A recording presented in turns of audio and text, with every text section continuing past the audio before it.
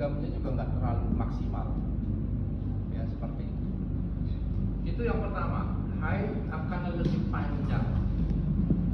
Bisa terjadi gangguan haid atau smoking ya, di sela-sela waktu tidak mens. Ya. Kerugiannya kelemahan lah sebenarnya, bukan kerugian ya, kelemahannya ya. Tidak bisa melindungi daripada infeksi menular seksual ya, nggak bisa melindungi dari infeksi menular seksual. Apa lagi ya, mungkin ada nyeri haid juga ya, nyeri haid yang agak lebih terasa ya, seperti itu. Kalau keuntungannya yang pertama, karena dia seperti ini, tembaga tidak mengandung hormon, ini sangat cocok bagi orang-orang yang tidak bisa mengkonsumsi atau menerima hormon dari luar, seperti pil KB atau suntik ya, seperti itu.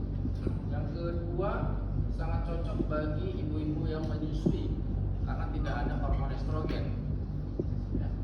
Jadi kalau ibu menyusui, tidak boleh dia memakan hormon yang mengandung estrogen, misalnya pil KB. Kenapa? Karena estrogen itu akan mengurangi daripada produksi ASI, sehingga nanti dia tidak bisa melakukan ASI eksklusif 6 bulan. 2 bulan aja ASInya udah kering. Nah, tetapi kalau pakai ini, pakai spiral boleh, suntik boleh, kan ada estrogen boleh untuk menyusui. Yang penting jangan pil KB kombinasi. Ada pil KB yang progesteron only tanpa estrogen, itu boleh. Itu namanya mini pil. Kalau kalian nanti baca-baca nih apa, itu kan mini pil itu pil KB yang progesteron only, itu untuk orang yang menyusui. Ya. Kelebihannya satu lagi, ya karena itu jangka panjang ya, 8 sampai 10 tahun. Jadi kalau 10 tahun nggak dikeluarkan bahaya, nggak bahaya. Cuma efektivitasnya kalau sudah kadaluarsa, efektivitasnya kurang. Ada yang sampai sudah tua dia nggak dibuka-bukanya, bisa berkarat, nggak bisa berkarat, bisa busuk itu spiralnya nggak bisa. Seperti itu. Cuma dia efektivitasnya udah nggak ada lagi ya, hanya sebagai benda asing aja dia seperti itu. Efektivitasnya sangat tinggi ya, bisa sampai 99% ya, 99%. Itu artinya kalau dilihat dari 1000 orang yang pakai itu, dalam 5 tahun pertama, dalam 1 tahun pertama itu ada 8 yang hamil gitu. Ingat, tidak ada satu kontrasepsi pun yang bisa 100% melindungi dari kehamilan. Walaupun itu tubektomi, kontrasepsi mantap atau sterilisasi, itu tidak 100% ya. Tetapi tubektomi itu angka kegagalan yang paling kecil ya.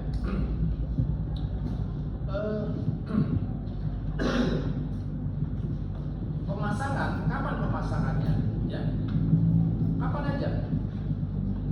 Tetapi dianjurkan sih waktu dia lagi menstruasi ya, lagi banjir-banjirnya dipasang.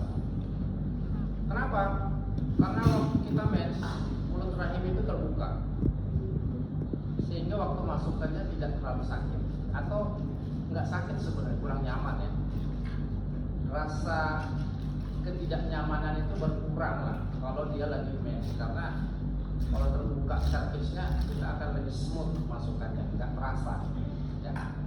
Nyambutnya juga ya, nyambutnya kalau bisa juga waktu mens ya. Kalau lagi tidak mens boleh, asalkan pastikan dia tidak hamil. Tes dulu, tes nggak hamil baru pasang. Jangan nanti pasang, oke pasang, rupanya udah ada kehamilan di dalam. Entah 4 minggu, 8 minggu, nggak tahu kita kan. Tapi kalau lagi mens nggak usah dites hamilnya, ya kan orang lagi mens kan gitu.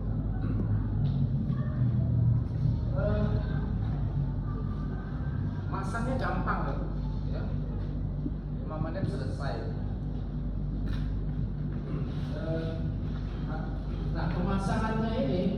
harus benar-benar steril, ya. Artinya itu spiral itu jangan sampai terkontaminasi waktu kalian melakukan pemasangan seperti itu, ya. Kalau jatuh dia bisa terjatuh ke lantai, jangan kalian bilang belum 5 menit. Atau main cuci dulu gitu, masukkan lagi, nggak bisa, ya. Harus ganti yang baru.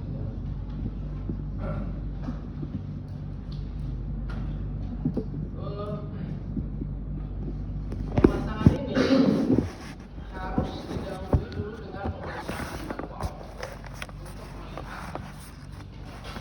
yang pertama, apakah ada tumor-tumor di rahimnya, bisa daripada rahim.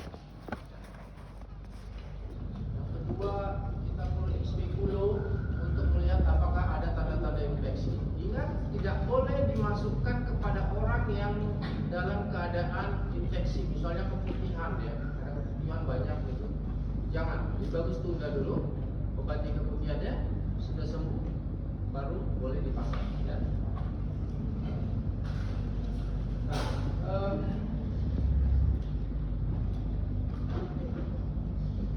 yang pertama waktu pasien datang mau minta KB itu, ya, misalnya kita harus konseling dulu sebenarnya, konseling mengenai apa itu spiral, ya, apa keuntungan, apa kerugiannya, seperti yang saya terangkan tadi, ya.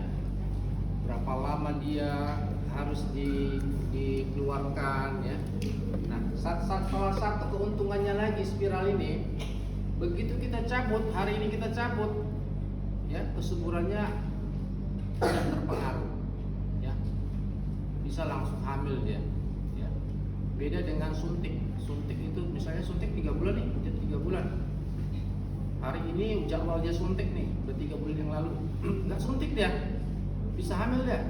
Masih tercover dia oleh progesteron yang disuntikkan beberapa bulan yang lalu. Karena kalau suntik dia dalam bentuk depo, dia disimpan di tubuh, dikeluarkan pelan-pelan. Bahkan ada yang sudah suntik, tidak suntik dia setahun masih belum mens dia. Ya, seperti itu.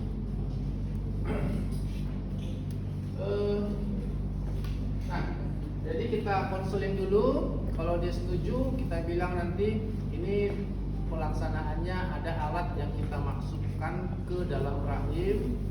Kemungkinan nanti ibu akan merasa kurang nyaman. Apakah ibu bersedia? Dia harus bersedia dulu. Kalau bersedia, oke. Kita anjurkan dia buang air kecil, ya. Setelah buang air kecil kita anjurkan mencuci, ya, mencuci vulvanya, ya.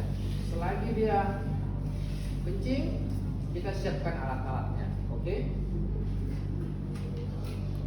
Alat-alatnya ada ini yang paling penting, betul. Mungkin kalau di checklist kalian itu pakai SIMS, ya, pakai SIMS. Itu bedanya, itu sama-sama spekulum. Ini spekulum yang pernah lihat ya, yang dua itu namanya SIMS spekulum. Ini spekulum cocor bebek atau spekulum cusco, ya. Bisa pakai itu boleh.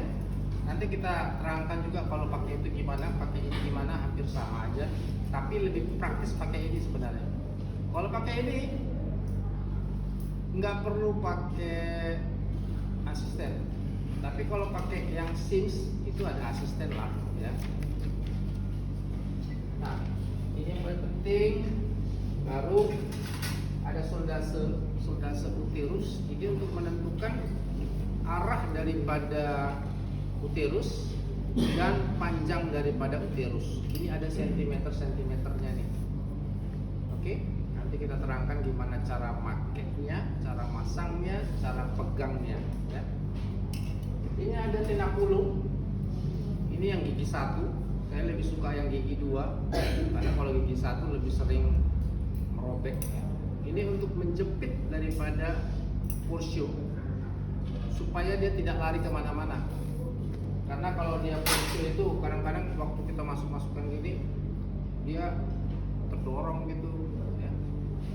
Waktu masukkan spiralnya susah, terdorong dia karena kan mobile ya, rahim itu mobile ya. Jadi ini tuh memfiksasi ya, namanya memfiksasi daripada uterus supaya nggak kemana-mana dia, supaya dia mobile ya. Ini yang paling penting alatnya sebenarnya 3 ini. Lain-lainnya ya ada ember yang berisi klorin 0,5%, alat-alat yang sudah dipakai itu dimasukkan ke situ, ada sampah medis, ada sampah non medis, seperti itu ya. Yang paling penting ya spiralnya ya, spiralnya.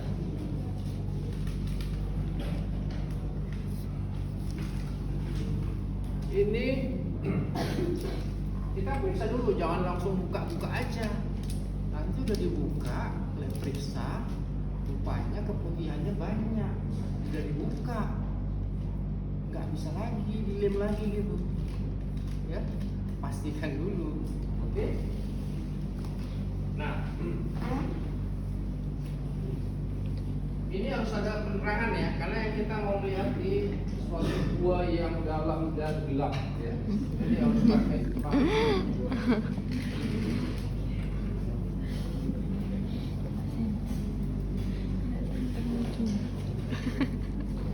Jelas sekali ya kan.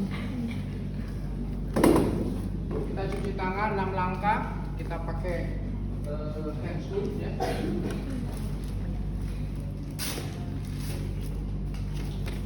Memakai handscoon ya, memakai handscoon steril ya, yang steril yang seperti ini. Kalau yang nggak steril yang di kayak kotak tisu itu ya.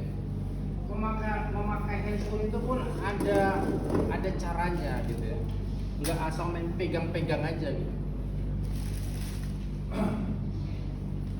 Ini seperti ini.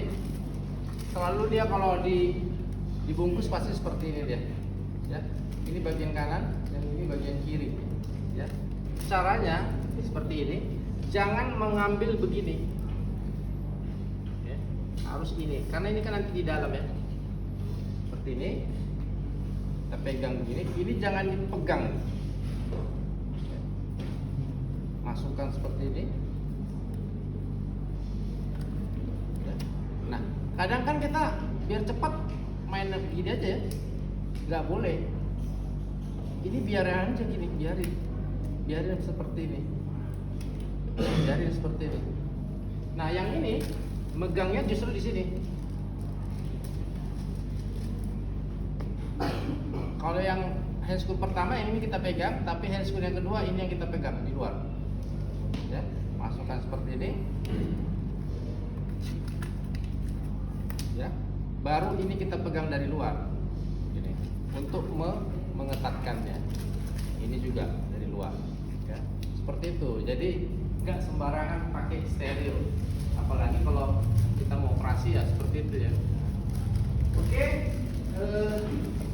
kita pemeriksaan pelvis dulu ya, pemeriksaan di manual.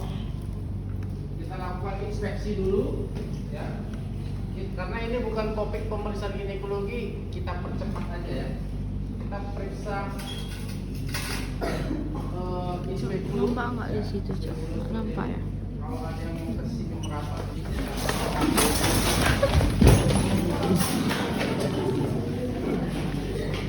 ini memasukkannya harus gini ya, nggak boleh begini ya.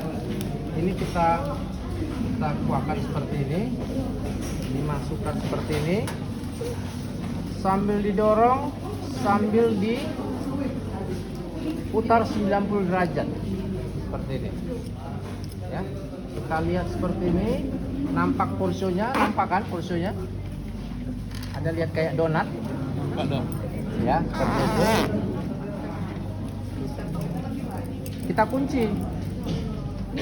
Kita kunci, maaf ya. Kita fiksasi dengan menjepit dengan tenakulum seperti ini ya. Ini ada lihat.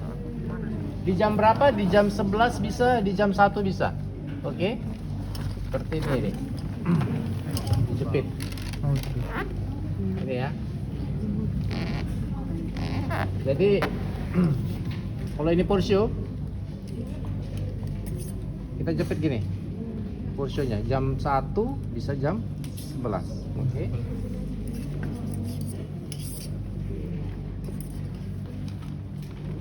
Nah, baru kita masukkan sondase uterus. Cara masukkannya begini, dia lengkungannya harus ke atas tuh ya, ke atas, jangan ke bawah. Megangnya begini, jangan begini ya, secara ladies hand katanya ya. Kenapa nggak begini? Kok sama aja itu ya, bedanya gimana? Kalau dia begini, kalian masukkan tanpa kalian sadari, nanti kalian akan melakukan dorongan lagi karena kalian mungkin kurang paham, udah sampai fundus, kalian paksa jebol, perforasi. Oke? Tapi kalau kalian megangnya seperti ini, waktu dia sudah mentok, ini akan ini ya, nggak mau mendorong lagi dia. Artinya kan kalau begini, tekanan kita tuh akan lebih kecil gitu ya, dibandingkan begini kita akan lebih cenderung untuk menekan gitu dibandingkan seperti ini ya. Oke, kita mulai dari gini ya. Jadi kita masukkan, oke, seperti ini udah mentok misalnya ya. Kita lihat berapa senti ya. Kadang-kadang bisa kita lihat, kadang kan susah itu melihat berapa senti ya. Kita lihat aja nanti pas keluar, kalau dia ada titik itunya basahnya itu, itulah dia ya. Nah, mengeluarkannya seperti ini ya, biasa aja ya. Baru kita lihat, kan ada agak lebih basah dia kan, kena lendir-lendir itu kan, 8 cm. Oh, berarti kalau kita bilang 8 cm antara fundus, jarak dari fundus ke serviks itulah 8. Arahnya gimana? Retrofleksi atau antefleksi. Antefleksi seperti ini. Seperti ini. Kalau retro seperti ini. Kalau waktu kita keluarkan arah lengkungan tetap ke atas, berarti dia antefleksi. Kalau dia retro, kan kita nggak tahu ini retro atau ante. Masukannya tetap seperti ini. Kalau dia retro, waktu kita masukkan seperti ini, dia akan berputar tuh, berputar sendiri. Jadi waktu kita keluarkan, dia udah nggak ke atas lagi lengkungannya, ke bawah. Jadi waktu kita keluarkan, kalau dia seperti ini ke bawah, berarti dia retro. Kita bilanglah ante 8 cm ya, antefleksi dengan 8 cm ya. Kita lihat keputihan tidak ada, servisnya licin, tidak ada misalnya tanda-tanda servisitis. Kalau ada tanda-tanda servisitis nggak jadi. Oke, nggak jadi dipasang. Keputihannya banyak, nggak jadi dipasang. Misalnya ada polip di serviksnya, jangan dipasang dulu. Oke, seperti itu. Nah, kalau sudah selesai, berarti sudah bisa dipasang. Nah, jadi kita buka dulu ini, kita masukkan lagi nih ke sampah medis. Ini kita mulai prepare ininya. Oke. Tentunya ini tidak steril. Ya, tidak steril. Kita membukanya bisa tanpa sarung tangan dulu sementara, ya. Ini spiralnya di sini. Membukanya jangan dari sini, dia harus dari sini. Karena memang udah dari pabrik udah di setel seperti itu ya, membukanya dari pangkal ya. Seperti ini. Bukanya itu jangan semua. Bukanya jangan semua, tapi cukup kira-kira sepertiga aja. Ya, sampai sini aja. Ini ya. Ini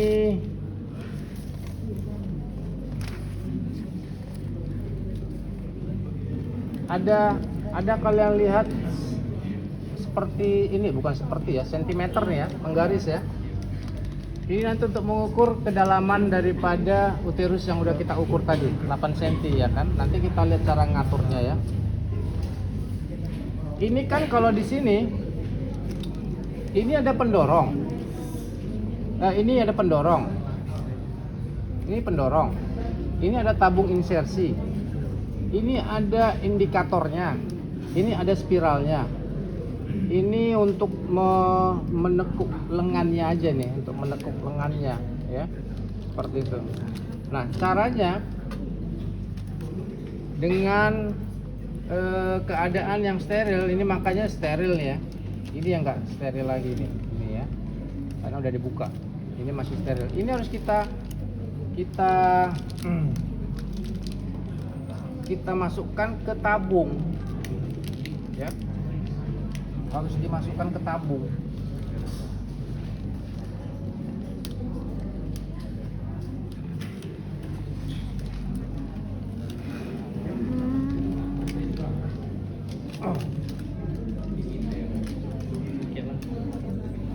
Ini agak susah kalau pakai ini.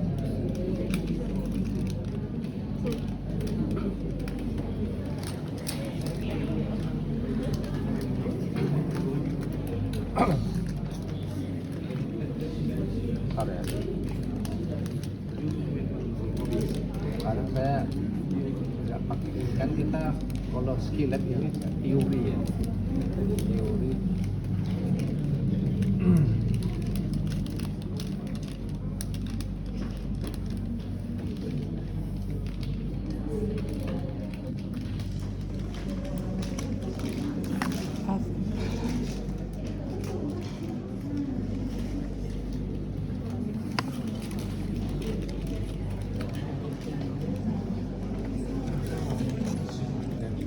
Nah ini sebenarnya kan dilekatkan gini ya, di tengahnya gini.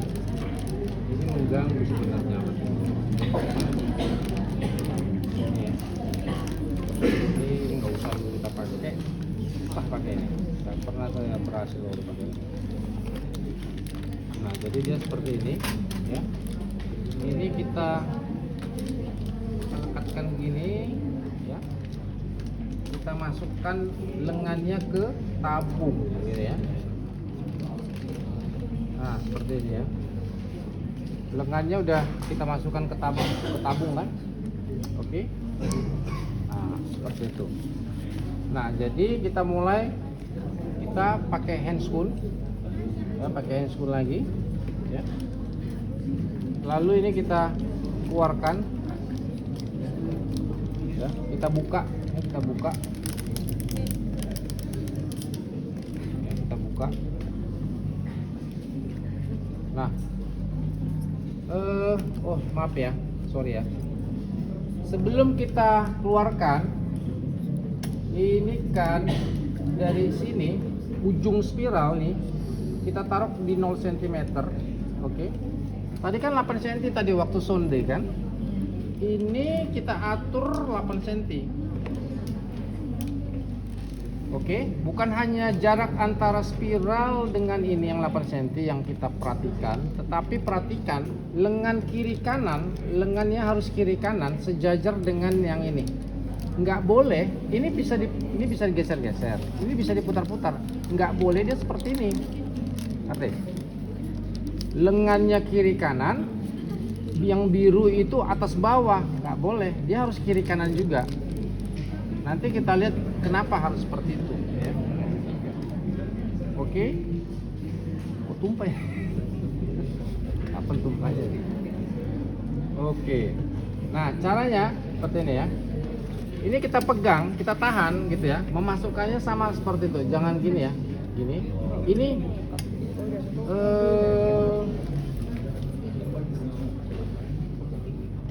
dipegang ini ya, pendorongnya dipegang gini, ditahan ya. Ini pendorongnya sampai di sini, jangan ditekan, nanti keluar dia ya. Masukkannya seperti ini pelan terus. Nah kan nggak nampak kalian di sini kan, kita buat yang nampak. Nih ya, ini cervix, ini porsionya, oke. Cuman karena ini rahimnya kekecilan, enggak lah ini sesuai dengan ini paling berapa senti nih? Paling kita anggap aja nih, kita atur yang kecil ya, karena memang nggak sesuai lagi besarnya, biar pas ya. Kecil nih kan, kecil kali. Nah ini yang saya bilang, lengan kiri kanan harus sesuai dengan yang ini kiri kanan. Jangan lengannya seperti ini mendatar. Kita masukkannya mendatar kan. Dan nanti spiral itu di dalam rahim bukan seperti ini, bukan tangannya itu bukan atas bawah. Dia harus kiri. Makanya dia harus begini. Nggak boleh dia seperti ini. Nah, masukkan seperti ini. Jadi kita nggak perlu memikirkan spiralnya di dalam apakah sudah betul dia kiri kanan. Nggak perlu. Kalian hanya lihat yang biru ini aja. Selama yang biru masih mendatar, berarti dia tetap kiri kanan. Oke? Dan tidak perlu kalian sampai ragu apakah spiralnya sudah sampai di fundus. Kenapa? Karena kalian sudah mengukur. Kalau sudah mentok dia di biru, mentok berarti dia sudah sampai di fundus. Nggak perlu ragu, ya. Nah, udah mentok dia, udah seperti ini. Oke, kita lakukan penarikan secara withdrawal. Ya, withdrawal itu maksudnya apa? Kayak seperti menyuntik. Tabungnya kita tarik, pendorongnya kita dorong. Oke, seperti ini, kayak nyuntik. Ya. Perhatikan nanti waktu saya dorong ini terlepas lengannya, ya. Seperti ini ya. Ini kita dorong, nah, lepas kan? Seperti itu. Nah, udah seperti ini nih. Ya. Pegang dua-dua. Oke. Keluarkan ya, tabung beserta pendorong. Ya, seperti itu. Udah seperti ini, ya. Ini kita keluarkan pendorongnya. Kita dorong sekali lagi, ya. Kita dorong sekali lagi untuk memastikan ya. Sebenarnya jangan terlalu jangan sampai keluar dulu tadi. Nah, setelah itu kita keluarkan pendorongnya, baru kita gunting ekornya sekitar 3 cm sampai 4 cm dari cervix, ya. Jangan terlalu pendek motongnya, nanti waktu kalian mau mengeluarkan udah masuk ke dalam dia, ya. Bagaimana mengeluarkannya kalau udah 10 tahun dok mau dikeluarkan? Pas mens gampang aja, tinggal yang penting harus ada benangnya, ya. Tarik gini, jepit gini, kiri kanan, selesai dah. Dapat 200.000. Cuma narik gitu aja, ya kan? Udah. Kalau udah putus dia benangnya itu yang repot. Kita harus secara blind mengkorek-korek itu mana gitu. Udah berapa kali saya dapatnya seperti itu. Dan terus benangnya aduh buat pusing aja memang. Seperti itu. Nah, setelah itu apa yang mau dianjurkan, jangan langsung disuruh pulang gitu ya. Nah, karena dia ada benda asing di dalam rahim, biasanya beberapa hari setelah pemasangan dia akan merasakan kram-kram. Kenapa? Karena rahim itu akan kontraksi berusaha untuk mengeluarkan si spiral tadi. Itu sudah respon tubuh aja itu ya. Nah, jadi bilang, Bu, ini beberapa hari mungkin akan kram-kram. Kalau ibu mau makan analgetik bisa kita resep analgetik, misalnya asam mefenamat misalnya ya. Dan jangan langsung disuruh pulang, 15 menit diobservasi dulu. Kalau ada kram yang sangat hebat ya jangan dikasih pulang kan gitu ya. Nah, udah 15 menit aman dia, baru bisa pulang. Pengawasannya gimana? Nanti kita bilang, Bu, kalau nanti habis mens, ibu bisa masukkan 2 jari ke vagina sendiri aja di rumah, raba benangnya. Kalau masih ada teraba benangnya itu aman. Tapi kalau nggak teraba lagi, misalnya udah habis mens kalian ibu raba tidak ada teraba benang, ibu datang kemari lagi, seperti itu ya.